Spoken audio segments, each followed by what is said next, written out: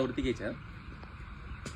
नमस्कार सर्व शेतकरी बांधवांना. नमस्कार सर्वांना. नमस्कार. आज अक्षय तृतीयाच्या आपल्या सगळ्यांना खूप खूप शुभेच्छा. आपल्या सोबत आज महत्वाचा विषय आम्ही घेऊन आलेलो आहे. फळगळ जी होते तर फळगळीचे कारण काय आहेत. आपल्यासोबत तज्ज्ञ आहेत आपले रामभाऊ. द्राक्ष बागात सगळ्यात जास्त अनुभव असणारे अनेक कारण आहेत. अशी खूप सगळे कारण आहेत. एकाच कारणामुळे फळगळ होत नाही. तर कारण नंबर 1 पहिले आपण बघूया. चला. सगळ्यात महत्वाचं कारण या व्हिडिओमध्ये जर नैसर्गिक कारण जर तुम्ही बघितलं तर नैसर्गिक कारणामध्ये कसं आहे माहिती का की झाडावर अतिरिक्त म्हणजे ह्या झाडावर तुम्ही बघितलं 300 पेक्षा जास्त सेटिंग आहेत आणि झाडाची कपॅसिटी 100 फळं घेण्याची आहे. म्हणजे आहे त्याच्या कपॅसिटीपेक्षा जर जास्त असेल तर नैसर्गिक कारण ते गळतात. त्याच्यामुळे घाबरून जायची गरज नाही. कारण नंबर 1.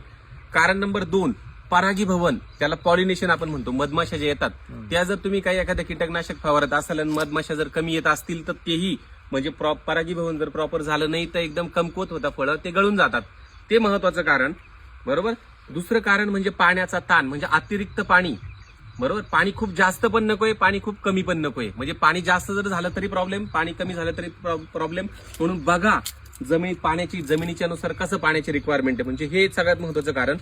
पुढचं महत्वाचं भाऊंनी पण सांगितलं होतं, अन्नद्रव्यांची जी कमतरता आहे म्हणजे NPK आहे आणि मायक्रोन्यूट्रिएंट आहे. हे बरोबर तुम्ही कसे दिले खतं प्रत्येकाला माहिती आहे तर ते व्यवस्थित बघून घ्या. त्या प्रमाणात जर दिलं तर कधीच प्रॉब्लेम येत नाही. पुढचं कारण जर बघितलं तर हार्मोनल चेंजेस आपण ज्याला म्हणतो म्हणजे ऑक्सिन आणि जिब्रेलिन नावाचं इनबॅलन्स जर झालं, हे हार्मोन जर इनबॅलन्स झाले तरी प्रॉब्लेम येऊ शकतो. बरोबर. पुढचं जे आहे जसं यांनी सांगितलं कीड आणि रोग, कोणत्या प्रकारची कीड आणि रोग कोणत्या प्रकारचे असतात तर ते तुम्हाला ऑब्झर्वेशन करायचंय.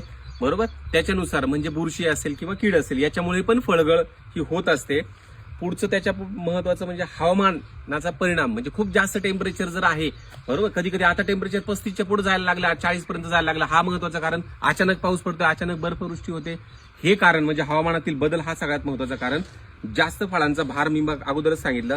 छाटणी तुम्ही करताना प्रॉपर छाटणी केलेली नाहीये. मातीतील समस्या सगळ्यात महत्वाचं.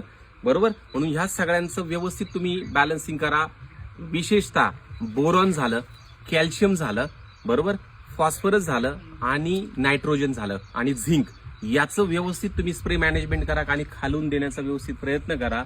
असं सगळं जर केलं तर तुमची फळगळ होणार नाही. एकच कारण पकडून धरू नका. पुढच्या व्हिडिओमध्ये मी तुम्हाला त्याच्यावरती काय उपाय करायला पाहिजे हेही तुम्हाला सांगणार आहे. सर तुम्ही आले, धन्यवाद तुमचे. भेटूया पुढच्या व्हिडिओमध्ये.